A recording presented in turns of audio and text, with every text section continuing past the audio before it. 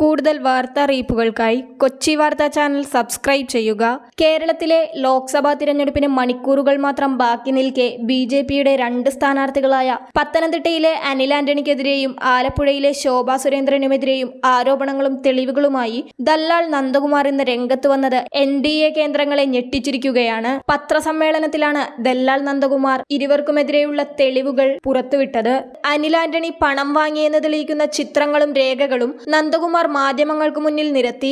NDA അധികാരത്തിൽ വന്നാലും India അധികാരത്തിൽ വന്നാലും താൻ ഉന്നയിച്ച ആരോപണങ്ങൾ അന്വേഷിക്കണമെന്ന് അദ്ദേഹം ആവശ്യപ്പെട്ടു. സ്റ്റാൻഡിംഗ് കൗൺസിൽ നിയമനത്തിന് 25 ലക്ഷം രൂപ അനിൽ ആന്റണി കൈപ്പറ്റിയെന്ന് നന്ദകുമാർ ആരോപിച്ചു. Standing council interview call letter പകർപ്പ് കയ്യിലുണ്ട്. നിയമനം നടക്കാതെ വന്നപ്പോൾ 5 തവണയായി പണം തിരിച്ചു നൽകുകയും ചെയ്തു. ആൻഡ്രൂസ് ആന്റണിയുടെ അടുപ്പക്കാരനാണ് അനിൽ ആന്റണി. മോദിയും അനിൽ ആന്റണിയും ആൻഡ്രൂസ് ആന്റണിയും ഒരുമിച്ച് നിൽക്കുന്നതിന്റെ ചിത്രങ്ങളും അദ്ദേഹം മാധ്യമങ്ങൾക്ക് മുന്നിൽ കാണിച്ചു.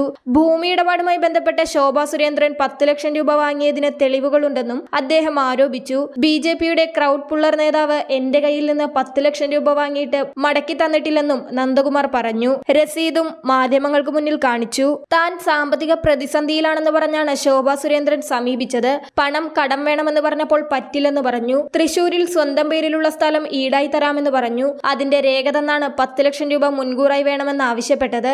അബദ്ധം പറ്റാതിരിക്കാൻ ഡൽഹിയിലെ പാർലമെന്റ് സ്ട്രീറ്റ് ശാഖയിലൂടെ ചെക്ക് വഴിയാണ് പണം നൽകിയത്. 2023 ജനുവരി 4-നാണ് പണം നൽകിയത്. ശോഭാ സുരേന്ദ്രന്റെ ചിത്രമുള്ള ആധാരം ഉൾപ്പെടെ സ്ഥലത്തിന്റെ എല്ലാ രേഖകളുടെയും പകർപ്പ് തനിക്ക് നൽകി. പിന്നീട് ആ ഭൂമി കാണാനായി താൻ അവിടെ ചെന്നപ്പോൾ മറ്റ് 2 പേരോടുകൂടി ഇതേ ഭൂമി കൊടുക്കാമെന്ന് പറഞ്ഞ് നീക്കുപോക്ക് നടത്തിയെന്നറിഞ്ഞു. അന്ന് തൊട്ട് പണം തിരിച്ചു തരാൻ പലതവണ പറഞ്ഞെങ്കിലും പിന്നീട് ഇതുവരെ തന്നെ ബന്ധപ്പെട്ടിട്ടില്ലെന്നും ദല്ലാൽ നന്ദകുമാർ പറഞ്ഞു. ഇപ്പോഴിതാ അനിൽ ആന്റണി നന്ദകുമാറിനെതിരെ രംഗത്ത് വന്നിരിക്കുകയാണ്.